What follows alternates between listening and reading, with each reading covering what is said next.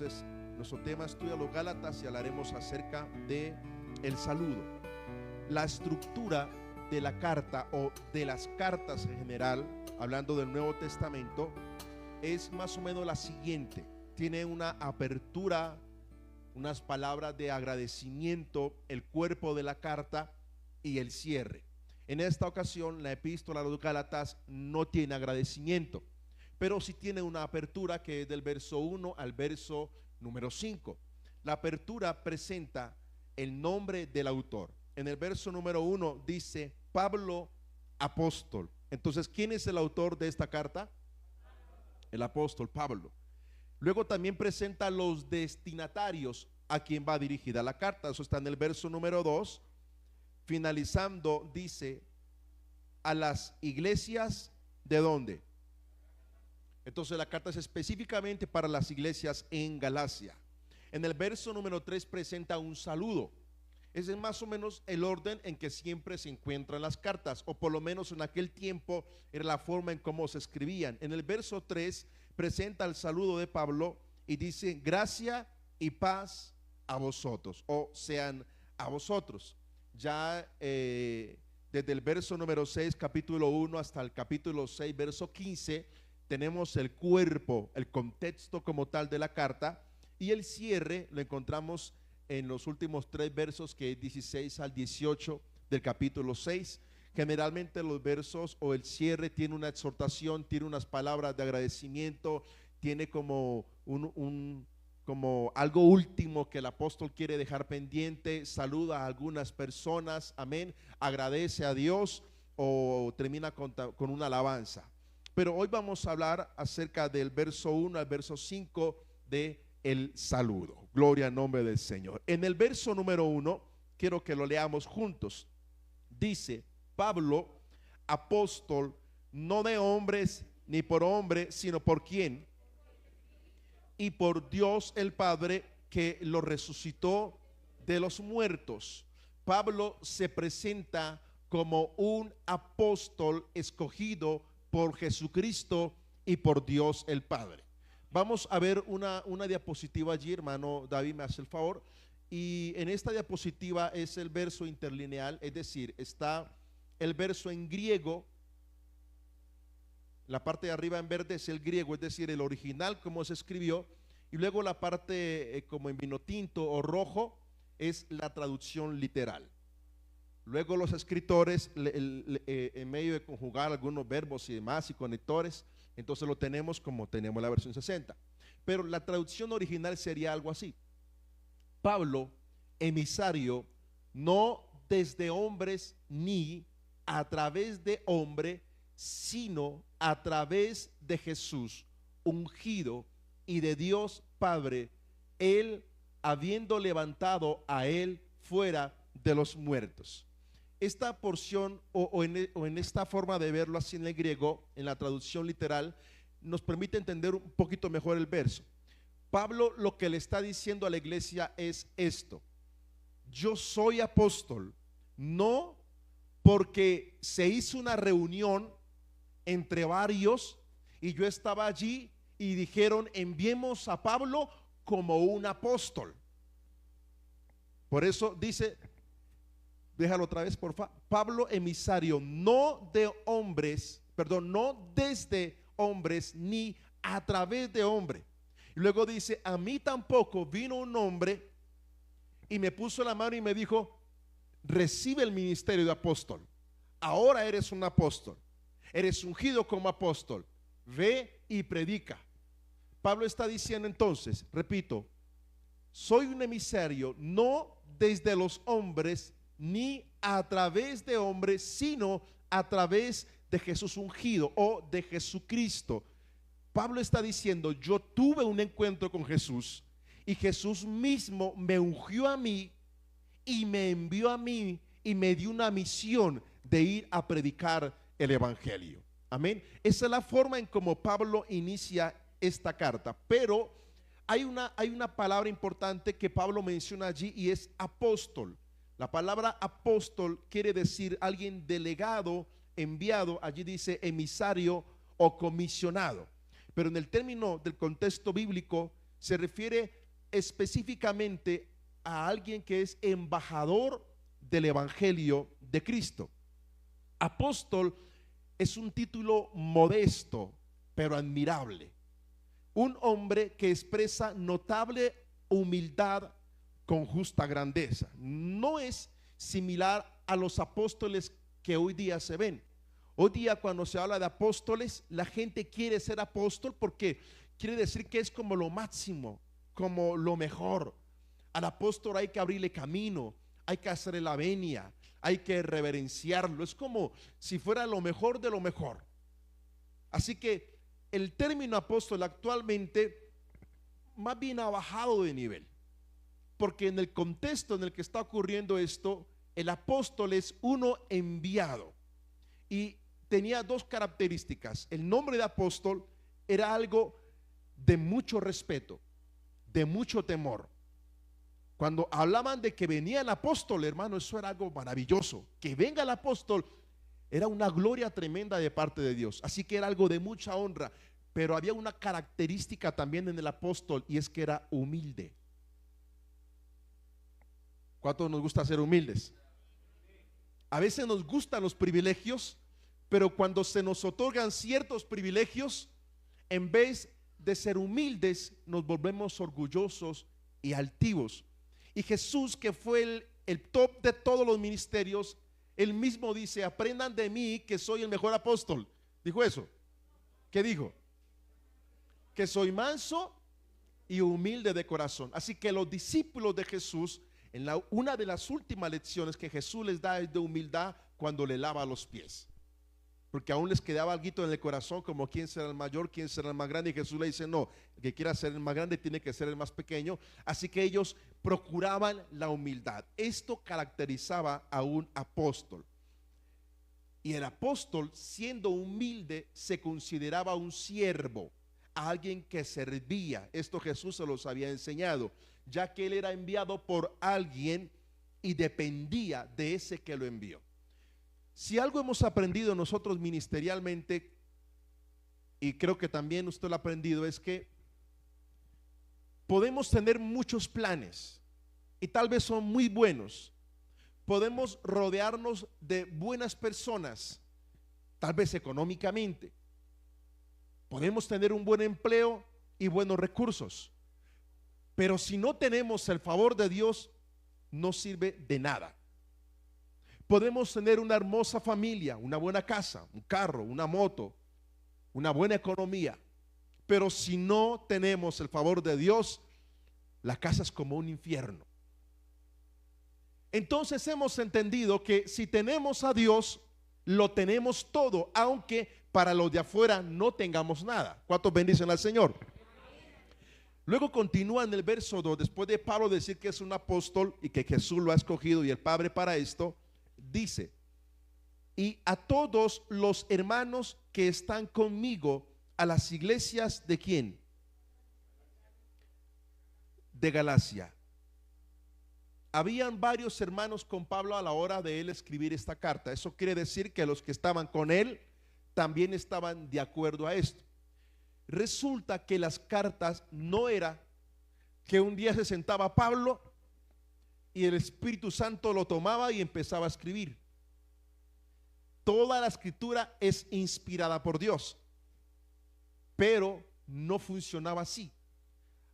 El tema de construir una carta, de llegar a formar una carta como la que tenemos hoy día, como la de Gálatas, no era así de sencillo. A veces llevaba meses, a veces llevaba años. Era como un estudio, ¿no?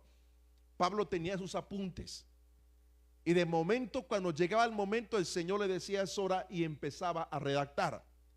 Pero él estaba con varias personas. Quiere decir que algunos de ellos daban ideas: mejor escribe esta palabra, queda mejor de esta forma, hagámoslo mejor así. De hecho, que generalmente los apóstoles, ellos no escribían las cartas, sino que había un amanuense o un escriba o alguien que escribía y él dictaba las cartas. La mayoría de las cartas no las escribieron los apóstoles, pero en Gálatas hay algo especial, y es que hay escritura de Pablo, pero ya lo veremos más adelante. Hablando de cómo se escribían estas cartas, habían varias personas allí. Resulta que el material que se usaba para escribir la carta, que podía ser papiro o algunos elementos de cuero y demás, eran muy costosos. No es como hoy día que usted quiere escribir y se le quedó el cuaderno, ya vengo, y sale y va a la esquina y se compra un cuaderno de 1,000 pesos, 2,000 pesos. Se me quedó el esfero y va y lo compra. En ese tiempo no era así, era muy costoso. La gente tenía que ahorrar para comprarse donde escribir. Siendo que valía y que era tan costoso, pues tampoco podían cometer errores. Tenía que ser de una sola escritura. Así que tenía que ser algo bueno. Están todos borradores, verificado, seguro, está claro, lo hacemos así, listo. Ahora, vamos a la escritura. Más o menos así funcionaba el tema de la escritura de la carta. La carta no es enviada a una congregación, sino a todas las congregaciones de Galacia. En el verso número 3 sigue diciendo: gracia y paz sean a vosotros, de Dios el Padre y de quién. Este era el saludo frecuente de Pablo, y de hecho que Pedro también lo usa. Quiere decir que la iglesia primitiva usaba ese saludo. ¿Cuál es el saludo nuestro entre cristianos? Dios le bendiga. Otros dicen bendiciones, otros dicen Dios le bendice. Tal vez hay más saludos, no, pero la forma en como ellos se saludaban era gracia y paz, y le agregaban algo. ¿Cuál es el saludo normal nuestro? No de la iglesia, el normal, el saludo común. Hola. Ese es el saludo hola. Y usted a hola le agrega: ¿cómo está? Hola, buenos días. Hola, buenas tardes. Hola, ¿cómo le fue? Hola, ¿qué hizo? Y usted le agrega. Pero el saludo en sí es hola. Y vamos, eso es algo interesante, porque resulta que, recuerden que la escritura o la carta a Gálatas está en dos contextos, o en un contexto de dos culturas. Una cultura era la cultura judía, ¿y cuál era la otra cultura? La grecorromana. ¿Listo? Habían esas dos culturas y estaban haciendo una tercera cultura. ¿Cuál era? La cultura cristiana, que es nuestra cultura. Nuestra cultura es muy diferente a la del mundo. ¿Cuántos bendicen al Señor? Por eso la gente, cuando habla con nosotros, debe de notar que nuestra forma de hablar es diferente. Nuestro comportamiento es diferente, nuestras acciones son diferentes, todo es diferente, porque es una cultura diferente. Si usted fuera a otra ciudad un poco distante, a Bogotá o a otro país, va a encontrar choque cultural con palabras, que a esto le dicen una cosa y usted pide una cosa, luego no es eso.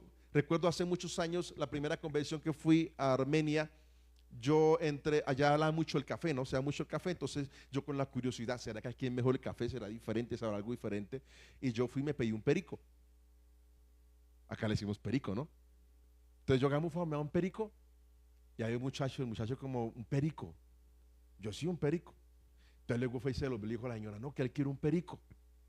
Ese es de Bogotá, dígale que si es un café pintado. Y yo: café pintado. Y yo: no, pues un perico. Me dice: es que el perico es el pajarito pequeño. Y yo: pues bueno, ok, un tema de cultura, ¿no? Yo: no, pues el perico es el tinto con un poquito de leche. Me dijo: es el café pintado. Bueno, entonces denme un café pintado. Un tema de cultura, ¿no?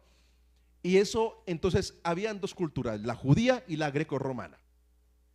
Como están en ese ambiente, había un saludo judío y un saludo griego. Y el saludo era el siguiente: en cuanto a los griegos, el saludo era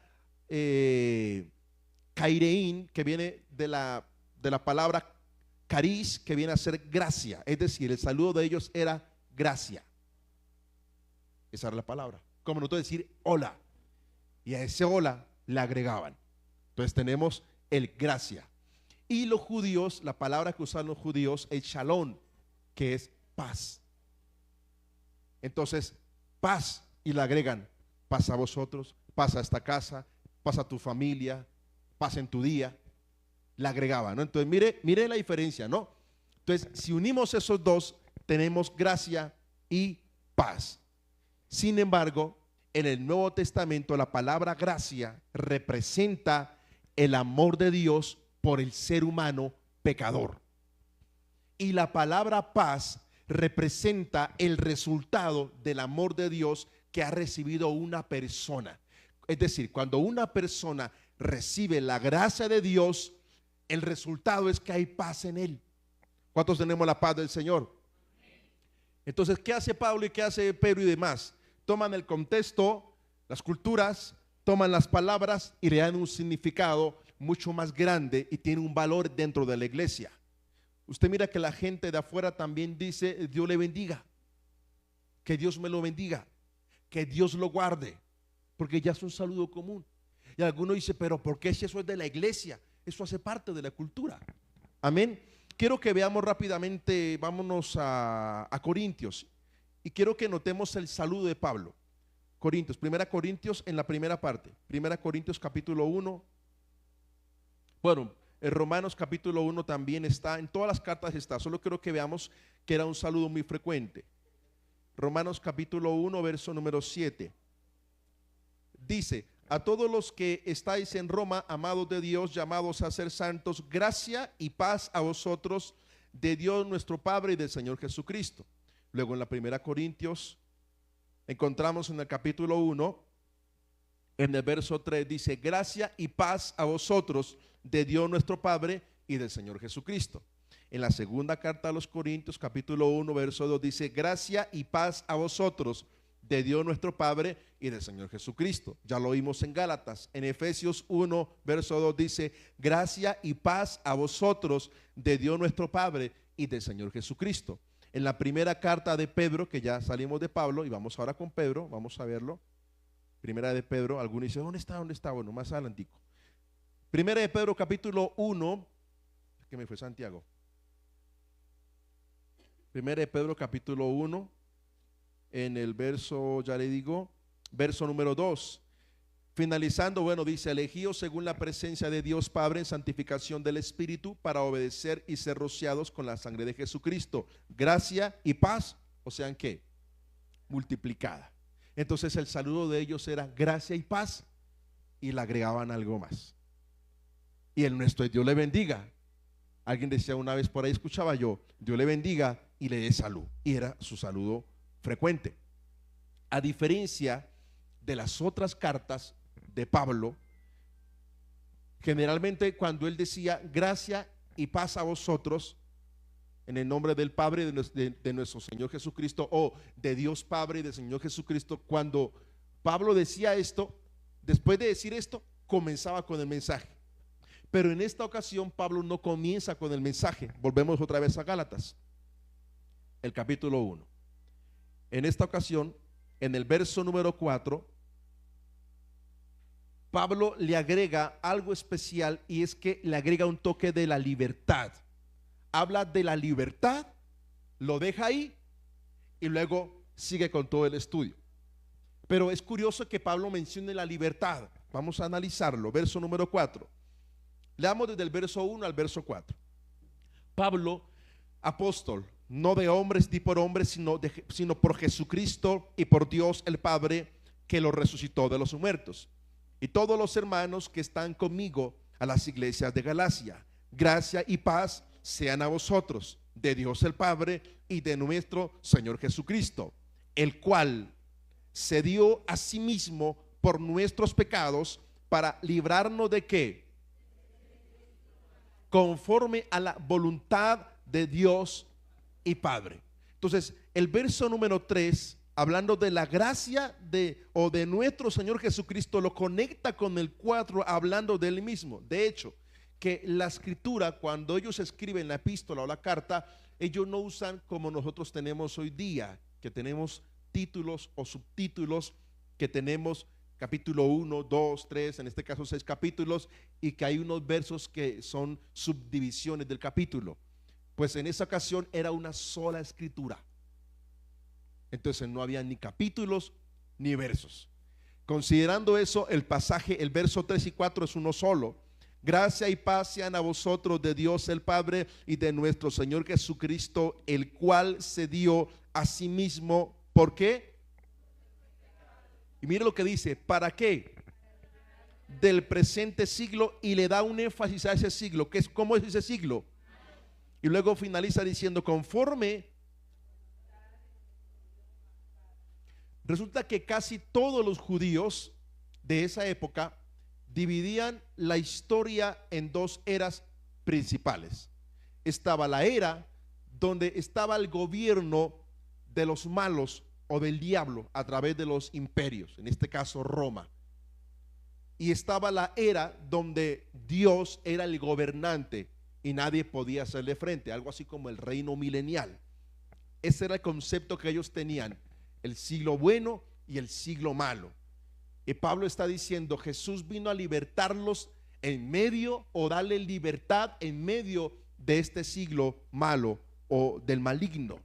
Él le recuerda que Jesucristo se entregó a sí mismo para morir por ellos, por nuestros pecados, para entonces librarnos de todo lo que nos rodea. Este saludo de Pablo es como la introducción del bosquejo de su predicación, porque posteriormente Pablo va a hablar en cuanto a temas de la ley.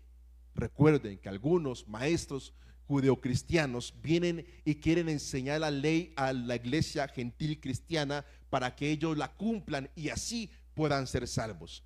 Y Pablo le dice, recuerden que Jesucristo se dio a sí mismo para librarlos del mal. Es decir, no hay nada más que lo libre. Ni la iglesia lo libra del mal, ni abstenerse de X cosa lo libra del mal. El único que lo puede librar del mal, ¿quién es?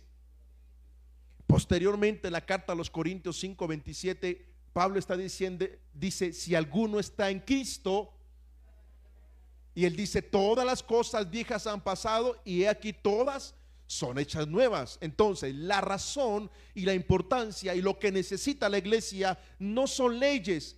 ¿Qué necesita entonces la iglesia? A Jesucristo, porque nada podemos hacer sin Él, y todo lo que hagamos sin Él es en vano, absolutamente en vano. La gente puede en Semana Santa o en X fecha del año subir, usted habrá visto videos, tal vez alguno lo hizo o conoce a alguien que lo ha hecho, subir Montserrat. Eso debe ser terrible. ¿Por qué lo hacen? Porque hay un peso de culpa, de pecado, de carga, y suponen que al pagar X penitencia son libres del mal, son libres del pecado.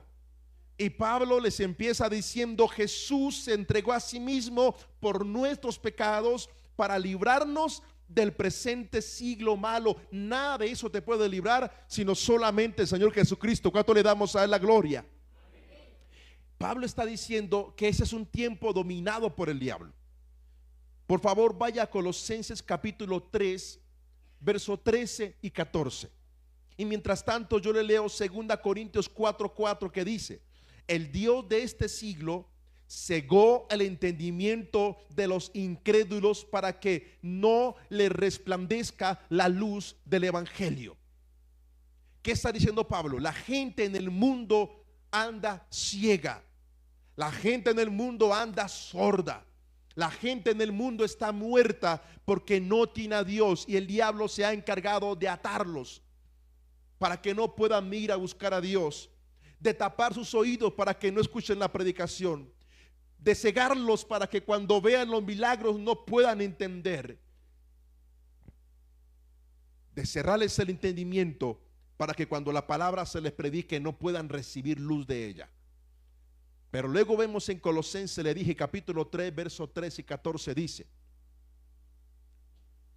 soportándoos unos a otros, si alguno tuviere queja, perdón, Colosenses capítulo 3 le dije, ¿sí? Es capítulo 2. Ok, gracias, capítulo 2, hermano David, porque no, ese no es.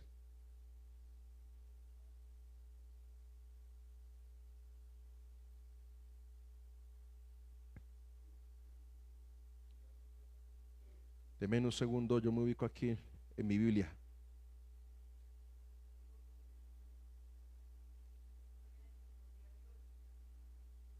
Amén. No, si es el 3. Soportándoos unos a otros y perdonándoos unos a otros. Amén. No, si era el 2, perdón, hermano. Gracias, hermano Celso. y a vosotros estando muertos en pecados y en la incircuncisión de vuestra carne os dio vida, amén, etcétera, juntamente con él, perdonándoos todos que, anulando el acta de los decretos que había contra nosotros, que nos era contraria, quitándola de en medio y clavándola en donde, en la cruz. Así que había un acta que estaba contra nosotros. Éramos reos de muerte, éramos injustificados, no había oportunidad de salvación. Pero Cristo cargó su pecado y mi pecado para entregarnos salvación y vida eterna. Y Pablo le está diciendo a la iglesia en Galacia: no se les olvide que yo a ustedes les había predicado que Jesús vino a libertarlos. Y cuando ustedes recibieron ese evangelio, ese mensaje, todos se gozaron porque fueron libres del pecado, fueron libres de la atadura y alabaron a Dios por eso. Así que Pablo les tiene que recordar esto. Pablo se estaría anticipando a lo que posteriormente va a hablar en el capítulo 5, versos 16 y 17, estamos en Gálatas, de la diferencia de ser guiados por la carne y ser guiados por el Espíritu. Porque cuando yo soy guiado por el Espíritu, yo puedo juzgar si los espíritus son de Dios o no son de Dios. Y cuando hablo de esto me refiero que, recuerde usted que hay tres tipos de espíritus que ministran. Está el espíritu que viene de Dios, todo lo que tiene que ver con los ángeles y Dios como tal, los espíritus de las tinieblas, el diablo y los demonios, y también está el espíritu del hombre. Así que cuando alguien viene y le dice algo a usted, o le enseña o le predica algo a usted que no es acorde a la palabra del Señor, si usted es un hombre y una mujer que andan en el espíritu que está en usted le va a decir: no, eso no es de Dios, porque Dios dice que debo hacer esto, porque la escritura dice esto. Aunque Él me esté diciendo esto, mi espíritu va a sentir un choque contra lo que Él me está diciendo. ¿Recuerdan cuando Pedro se le acerca al Señor Jesús e intenta convencerlo para que Jesús no vaya a la muerte? Y Jesús lo voltea y le dice: apártate de mí, Satanás, porque me eres piedra de tropiezo. Jesús entendió que quien estaba hablando en ese momento ni siquiera era Pedro, sino era el diablo a través de Pedro, que se había dejado convencer de esta idea del diablo, que el Señor lo reprenda. Pero Jesús logró discernir que ese espíritu no era el Espíritu Santo, que en la mañana sí habló el Espíritu Santo. Cuando Jesús le pregunta: ¿a quién dice la gente que soy yo? No, que eres Juan, que eres Elías, que eres un profeta. Y Jesús pregunta: ¿y quién dicen ustedes que soy yo? Y Pedro dice: tú eres el Hijo del Dios viviente, eres el Cristo. Entonces Jesús le dice: bueno, eso no te lo reveló ni carne ni sangre, sino mi Padre que está en el cielo. Y están allí durante el día, y en la tarde Jesús va de camino. Y ahora Pedro le dice: maestro, ¿por qué no hacemos tal cosa? Y Jesús voltea y lo mira y se da cuenta que el que habló a través de él ya no fue el Espíritu Santo, sino que era el diablo, y lo reprendió. ¿Cuántos alabamos al Señor? Amén. Así que Pablo les está como dando a entender de que tienen que pensar bien las cosas que hacen y que escuchan, y que no se deben dejar motivar y hacer cosas porque alguien me dice, sino porque la palabra debe de motivarme, no porque otro lo diga. Amén. ¿Cuántos bendiciones al Señor? Ahora bien, el mal no podía curarse en nosotros a causa de las leyes que en este caso los judíos pretendían ponerle, sino a través del sacrificio de Cristo. Porque si por la ley el hombre pudiera santificarse y fuera libre del pecado y de la manía o de la atadura de pecar, entonces ¿para qué vino Jesús? Si la ley era suficiente. Pero entonces unos judíos quieren pretender que no solamente Jesús podía libertarlos, sino que la salvación sería completa si ellos obedecían también algunas de las leyes que Moisés había entregado.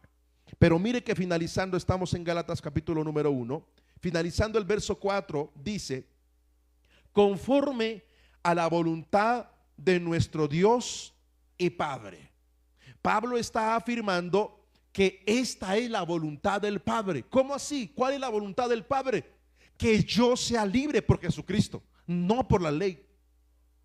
Que yo sea salvo por Jesucristo, no por la ley. Entonces, rechazar esto, rechazar la libertad en Cristo, Es como rechazar el plan divino de salvación. Porque el plan de Dios, según Efesios 1, fue hecho desde antes de la fundación del mundo. Pedro dice, Jesús fue el cordero inmolado por usted y por mí antes de la fundación del mundo. Ese es el plan de Dios. Y el plan de Dios es que Jesucristo viniera y por él los seres humanos, todo el que cree en él, sea salvo. Por el solo hecho de tener fe. De hecho, ni siquiera la fe nuestra. Pues dice en Efesios que la fe es un don. Y es un don dado por Dios. Así que si usted cree en Dios, es porque Dios le dio el privilegio de creer en él. Así que tampoco es como que yo quiero creer hoy y creí, no.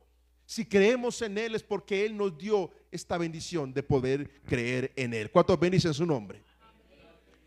Finalizamos en el verso número 5, dice: a quien sea la gloria por los siglos de los siglos. Amén. La razón de la alabanza es por el plan tan bueno de Dios. Y el plan de Dios es salvarnos a nosotros. El plan de Dios es que la gracia y la paz de Dios sobreabunda en usted y en mí. El plan de Dios es que seamos una iglesia unida.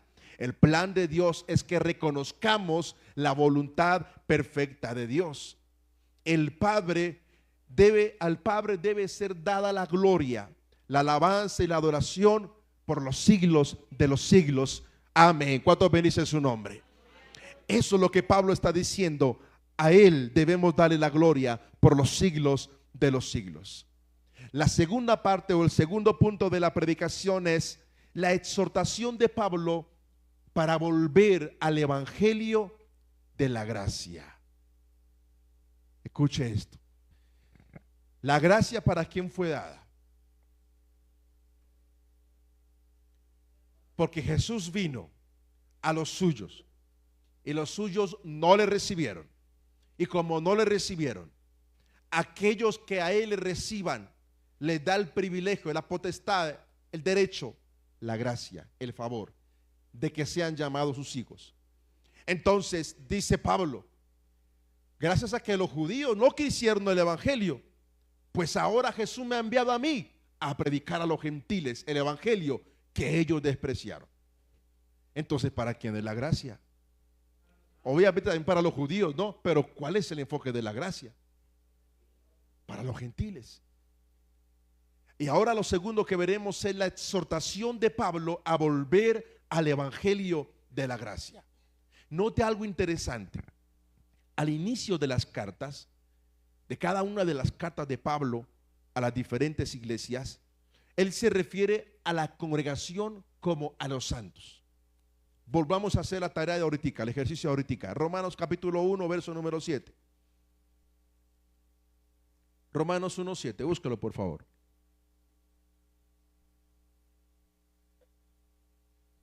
Amén, ¿estamos allí? A todos los que estáis en Roma, mire cómo le dice, amados de Dios, llamados a qué? Gracia y paz a vosotros. Primera Corintios, capítulo 1. Primera Corintios, capítulo 1, verso número 2. A la iglesia de Dios que está en Corinto, ¿a quién? ¿Llamados a qué? Verso 3, gracia y paz a vosotros. Segunda Corintios, capítulo número 1. Pablo, apóstol de Jesucristo, verso 1, por la voluntad de Dios, y el hermano Timoteo, a la iglesia de quién? Que está en Corinto, con todos quienes que están en Acaya, gracia y paz a vosotros. Efesios, y ahí finalizamos en Efesios y volvemos a Gálatas.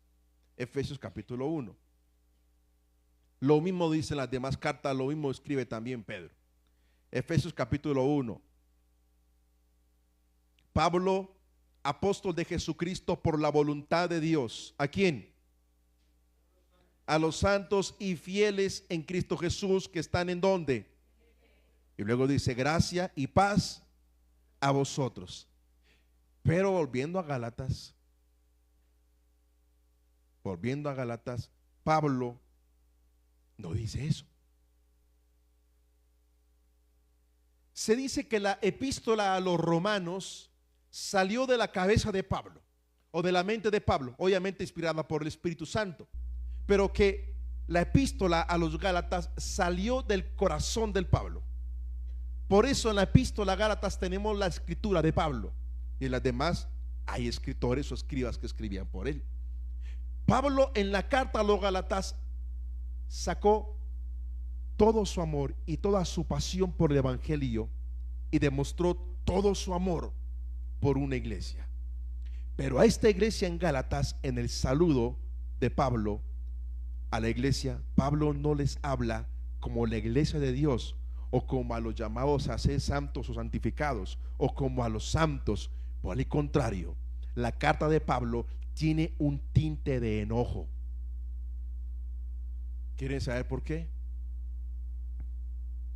El domingo continuamos. Vamos a estar de pie.